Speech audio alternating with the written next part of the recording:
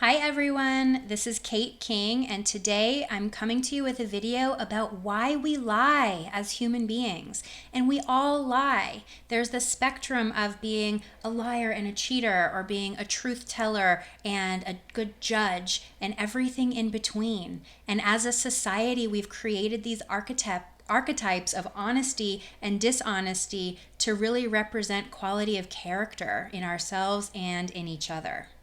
So lying can take many, many forms, as I'm sure you're aware.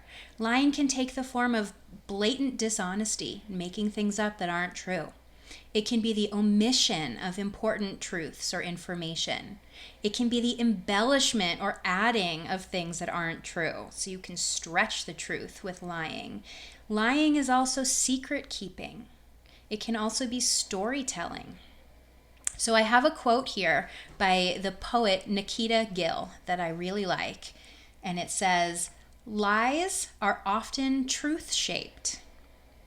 They're only containers you must turn inside out and shake till the truth tumbles out, wide-eyed and confused, blinking in a light it never thought it would see."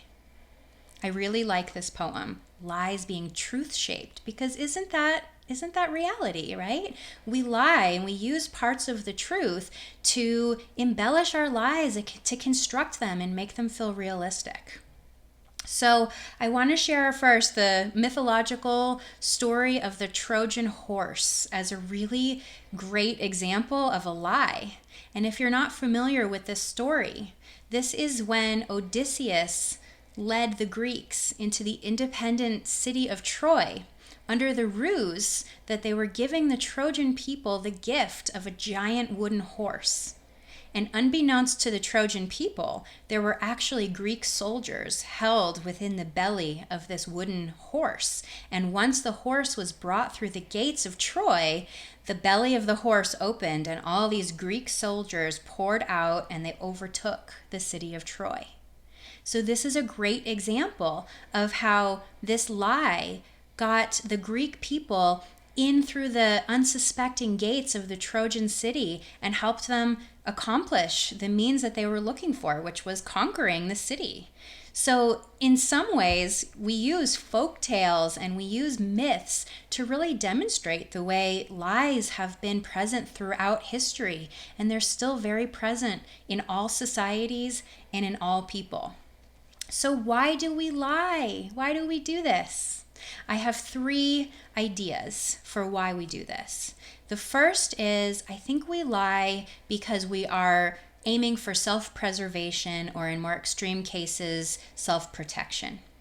The second reason I think we lie, for self-inflation, to make ourselves look better. And the third reason is we sometimes lie in the service of others. So I'm now going to go through each of these and explain them in a little more depth. So the first reason, lying for self-preservation or protection. This is when we tell a lie in a way to protect ourselves or to sort of make sure that we can be okay. And so this means we lie for the avoidance of pain. We lie because we don't want to get in trouble. We lie if we don't know the answer and it feels important that we know the answer, so we might have to come up with one. So in a lot of ways, self-preservation and protection looks like either running towards something or running away from something. Running towards something with a lie would be like chasing a goal or reaching and striving for something that you really want and using dishonesty to meet that end. Running away from something would be like trying to avoid pain or trying to keep yourself safe in some way and using a lie to reach that goal. So that's the first reason why we lie. Reason number 2 why we tell lies, for self-inflation. So this is to make ourselves look better, appear stronger. This is lying for the sake of people-pleasing or fitting in. It's kind of like puffing up our chest and making ourselves look as bright and shiny as possible to meet whatever goals we need, to be perceived in a certain way by others. And we can even lie to ourselves so that we perceive ourselves in a certain light, and thus we feel more comfortable in our world. For the third reason we lie, sometimes we lie in the service of others. We lie to protect other people or to preserve something in their lives, or we lie to embellish other people or inflate that other person. And ultimately, every lie we tell in the service of someone else, it actually has an agenda that returns back to the self. So an example of this would be, say there's a mother who was told that her son is bullying other kids on the playground. And perhaps this mother tells a lie. She says, "No, my son would never do that. My son is so sweet and he would never hurt a fly." Where really she knows that perhaps he is a little violent or a little aggressive. She's telling this lie on the surface to protect her son and to keep him out of trouble. But really, the way it returns to the self is this mother might be lying to herself because she doesn't want to believe that her son could be a bully. She also could be lying basically to avoid the ridicule or the discomfort of the other parents or the school officials knowing that it's her kid who's the bully. So this is how lying in the service of others seems to be sort of protective of them, but ultimately it returns back and it serves a function for us that returns to either preservation or inflation. So I really think that at the end of the day, we lie for self-preservation and protection and for inflation.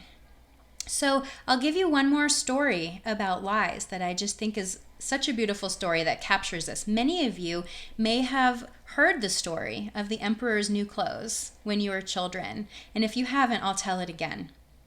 So there was a very vain emperor, and he only wanted the best of everything.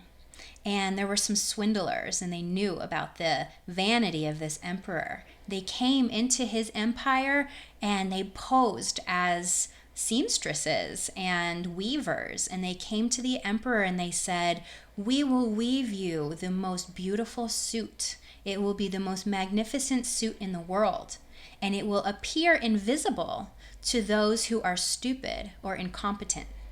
And the emperor loved this idea. He hired them on the spot because he always wanted the best.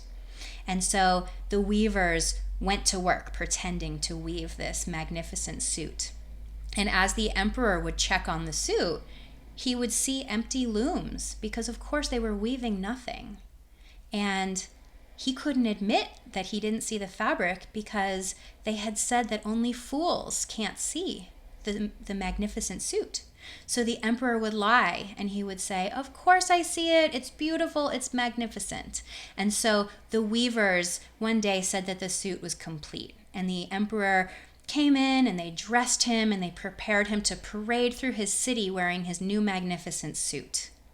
And as he walked down the streets of his city completely naked, because in truth there was no suit, all the people were uncomfortable, but they went along with it because they didn't want to look like fools because they couldn't see the fabric, and only a fool couldn't see this magnificent fabric. So everyone went along with this ruse until a small child shouted out, "He's not wearing anything, he's naked." And at that point, everyone knew that no one could in fact see this magnificent suit because it didn't exist. So this is another example, great example, of how we tend to lie and we go along with the lies of other people because we're afraid to look like fools and we don't want to be perceived as being stupid. But really, much of the time, the lie itself is so difficult to keep up with, and it takes so much effort and energy. We're lying to ourselves and we're lying to other people that at the end of the day, it doesn't even get us the result that we were hoping for. I also like to apply the lens of parts work when talking about lies, because protector parts are coming to the forefront to protect the more vulnerable and sensitive aspects of us by engaging in the lies. So if you haven't already seen my video on parts cards, please go back and check it out. And I have a couple parts cards to share with you today around the lies. So this is the insecurity card. And if this insecurity card is afraid of rejection or abandonment or not fitting in, then it might bring a protector card like the performer into the forefront. The performer basically is like, look at me, I'm strong and beautiful and magnificent, and don't notice this weaker part behind me, notice me. And so this might be a lie about how well you perform in the world. This might be one of those inflation lies. And another one is, this is the part that wants things to be easy. A lot of the time we lie to try to make things easier on ourselves. And so trying to make things easy is sort of running toward self-preservation when things feel really hard. And so instead of feeling this vulnerable, disorganized energy, it's easier to come to the forefront with the lie of this protector that wants things to be easy. And lastly, this is the arrogant part. This is the part that is so self-inflated and it wants you to see it in a certain way so that you don't notice this exiled, insecure, and vulnerable part that fears rejection. Instead, you only see the bright and shiny arrogance. So this is just another way, another lens of looking at why we lie with parts cards. So I really invite you to be honest with yourself about why you lie and how you receive the lies of other people, and noticing whether you are defaulting to lies for self-preservation or protection, or if you tend to use lies for inflation. And also, this is a great opportunity to just be honest with yourself about the way you lie in the service of others, and really see if you can take accountability for those lies and understand that ultimately, no matter what it seems, you're always lying for your own means, even if it seems like it's helping someone else or preserving or inflating them in a way that might make them look good.